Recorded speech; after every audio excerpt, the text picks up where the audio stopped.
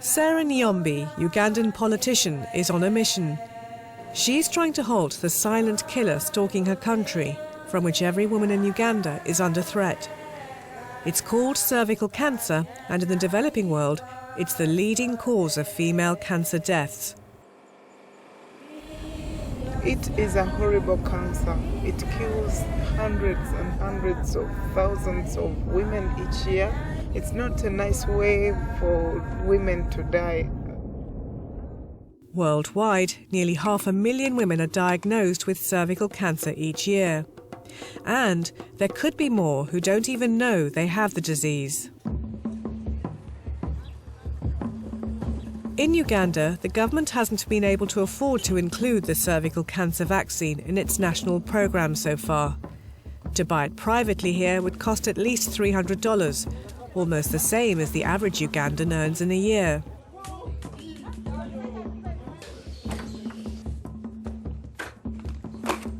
In 2 districts in the country, however, a project is underway which could change all that. An American NGO called PATH has organised for 12,000 girls to be vaccinated. This is a demonstration project to demonstrate how the vaccine can be introduced into a country. They've launched similar projects in India, Peru and Vietnam.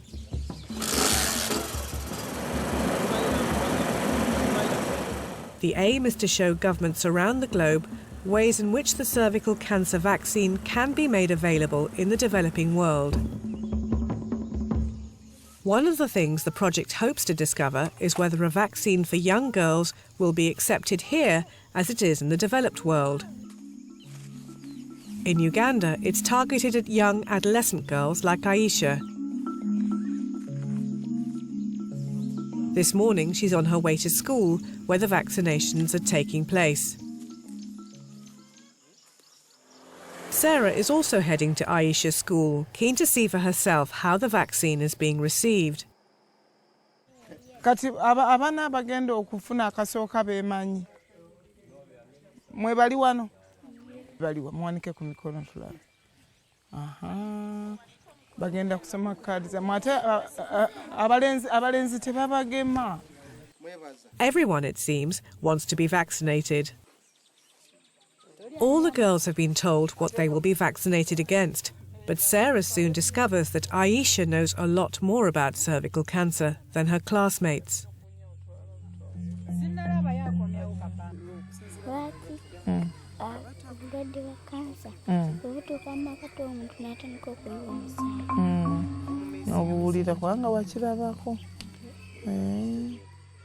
Two years ago, Aisha's mother died of cervical cancer.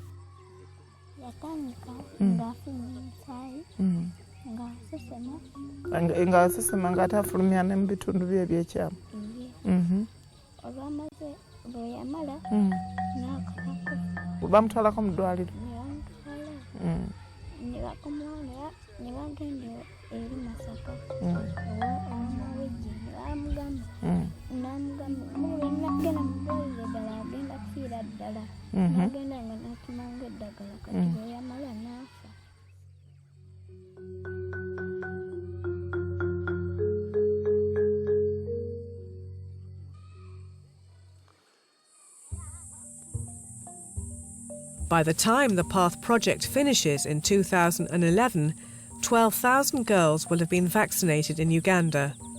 But families like Aisha's and thousands of others across the country will continue to suffer if the government isn't able to keep on vaccinating. Across town, for one day only, a centre for free cervical cancer screening has been set up to try and spread the word that women over 30 should be regularly checked for precancerous lesions. Even if the vaccine is introduced here, it only protects against the 2 most dangerous types of HPV, so screening is still vital.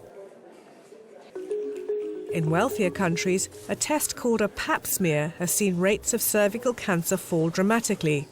But such a high-tech and expensive service isn't widely available in the developing world.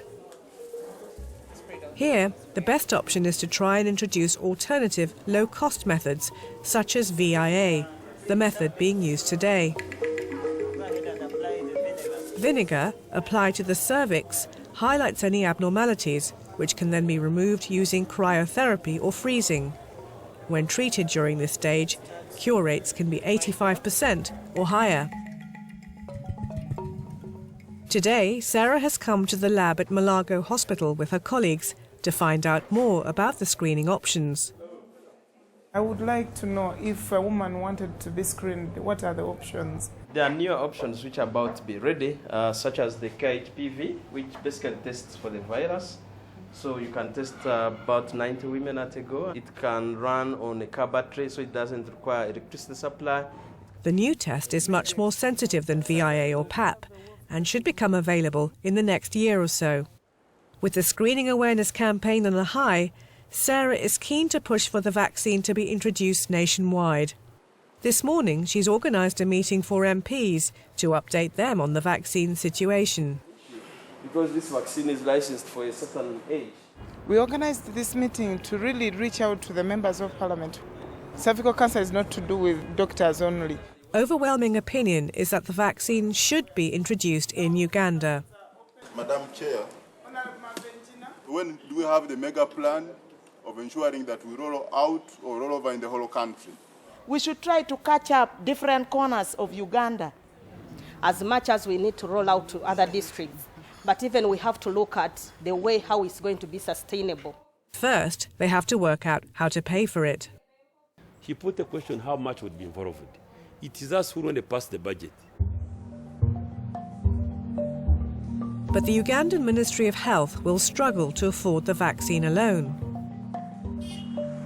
Hope lies in an organisation called the Gavi Alliance. The cost of the vaccine for many of the developing countries is very expensive.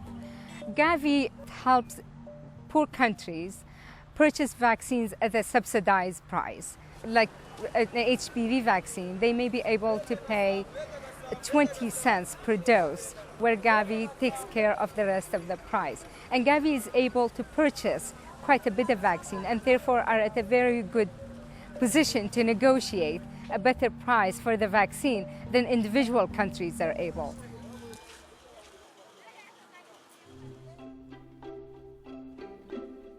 "4,000 miles away in Oxford in the UK, a conference on cervical cancer is being held at the university. Gavi's chief executive, Julian Lobb-Levitt, is going to be there. And so is Sarah. I hope now Julian is here. I will talk to him about this program in Africa and the taking up of the HPV vaccine by Gavi. Yeah, I think it's high time they hear from the politician. Gavi has expressed an interest in adding the HPV vaccine to the list of those it already supports. Yes, I'm here because Gavi has recently made a decision to explore the use of vaccines, including a vaccine against cervical cancer. In terms of effectiveness, it's an astonishingly effective vaccine. It gives very high protection. But the current global financial crisis might make any commitment impossible. We don't know yet how deep or how prolonged that crisis is going to be, or the impact will be on development budgets. And essentially, Gavi depends on the development finance from the rich countries of the West. So we won't really know that situation until 2010. It's something Sarah is keen to talk more about. It's nice meeting you, and I'm glad that you are here. I think the good news is our board has recognised in November last year the need, and the board has made a decision that Gavi should now explore the support to HPV vaccine introduction. How long will that take? It's all going to happen in the next few months, so that should happen fairly quickly. Okay. We're then going to want to look at countries for the feasibility of introduction. So we'll be looking for early adopter countries where there's strong political commitment. Okay. And Like where Uganda? Absolutely. Unfortunately, Oh, absolutely. So the funding really is so crucial to Africa and Uganda in particular. So it's glad I met you, and I'll keep following you up. You should chase me up on this one.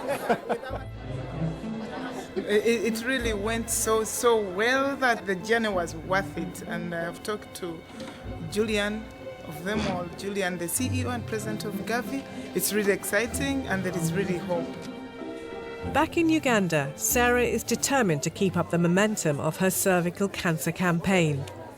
Over 500 people have turned up to an awareness march, and Sarah is optimistic about the future.